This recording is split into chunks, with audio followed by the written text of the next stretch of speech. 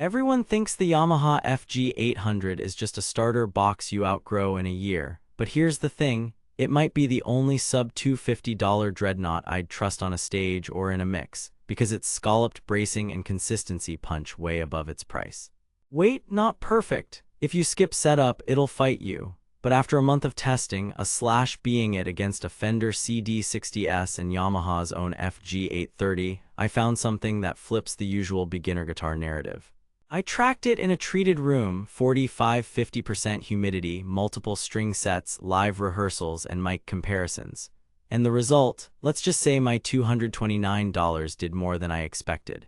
Before we dive into what I discovered, quick heads up. If you're already convinced and want the best price, the link's below.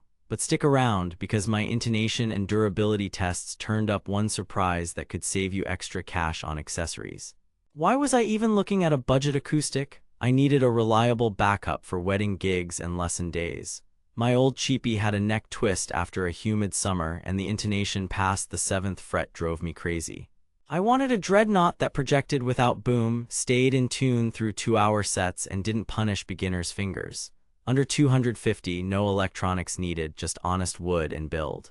The FG800 kept coming up with a 4.6 rating on Amazon. I rolled my eyes. Best beginner guitar ever? I've heard that before. I bought the vintage natural finish because yes, I'm shallow and went in ready to prove the internet wrong. First, the build and setup out of the box.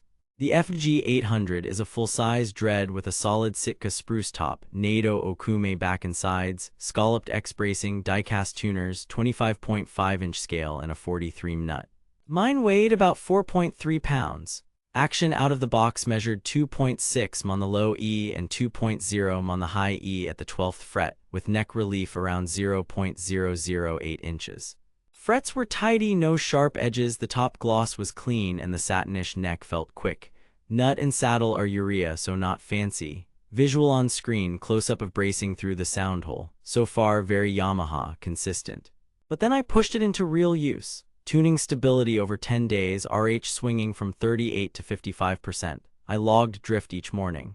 Average deviation sat within 6–10 cents after a day on the stand, and after 2 hours of heavy strumming, it held within 5 cents across the set. The die-cast tuners aren't boutique, but they're smooth. With a capo at 2, the B string wanted to pop a hair sharp if I slammed the clamp. Easy fix, lighter capo pressure or a compensated saddle upgrade later. Visual. Tuner readout after a set, sound tests next. With a 0.73 pick at 1 meter, I clocked 86 dB on hard strums. It's punchy, focused with a clear mid-range and tight low end. Open G sustain rang about 7 seconds before decay. Fingerstyle, clean and articulate, but the 43 nut means tighter spacing. Great for small to medium hands, less roomy if you're a pure fingerstyle player. Compared to the Fender CD60S, the FG800 projected a touch more and felt tighter in the bass. Compared to Yamaha's FG830, it had fewer overtones but more fundamental punch. In a dense mix, that actually helped it sit without getting woofy, but here's where it gets interesting. I swapped the stock strings for D'Addario EJ16s and then a set of 8020s. The phosphor bronze added warmth and a bit more roundness to the mids, the 8020s bumped the shimmer. The guitar responded better than I expected for this price point, like the top was eager to move. Then I did a quick setup. 1/8 turn on the truss rod, a light sand on the saddle, bringing action to 2.2 bass, 1.8 treble. Playability jumped. Bar chords at the 5th fret stopped being a workout, and the intonation up the neck landed within 3–5 cents. Visual before-after action gauge. I recorded it with an SM57 and a small diaphragm condenser at the 12th fret. The SM57 take was mid-forward and usable. The condenser take? Honestly, if I blindfolded you, you'd guess a mid-tier guitar. Layered with a mono room mic, it kept clarity without the cheap box honk that kills so many budget acoustics. No pickup noise, obviously, because there's no onboard electronics. If you need plug-and-play, look elsewhere or add a sound hole pickup. Negatives? Let's be real, no gig bag included. The gloss top can feel sticky in summer.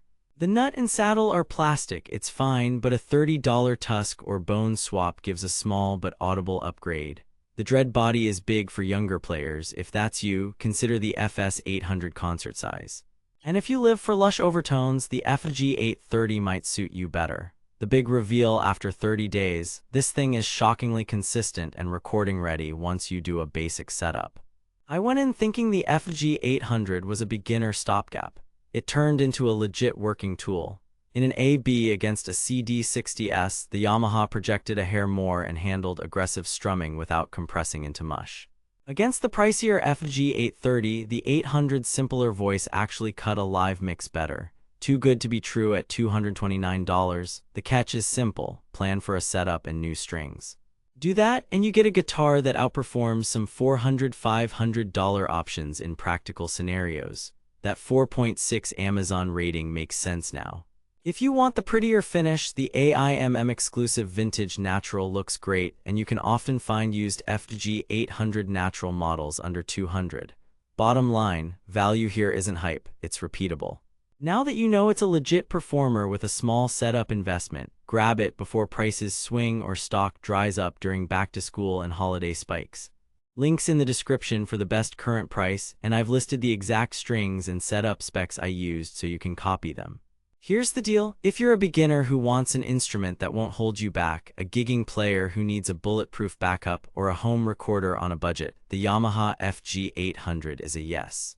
If you need a factory-installed pickup, a wide nut for fingerstyle, or a cutaway for upper fret leads, skip it or look at the FSX FGX line. At $229 with a quick setup and fresh strings, this guitar delivers honest tone, solid build, and reliability that punches north of its class. Bottom line, the FG800 isn't just a starter, it's a keeper.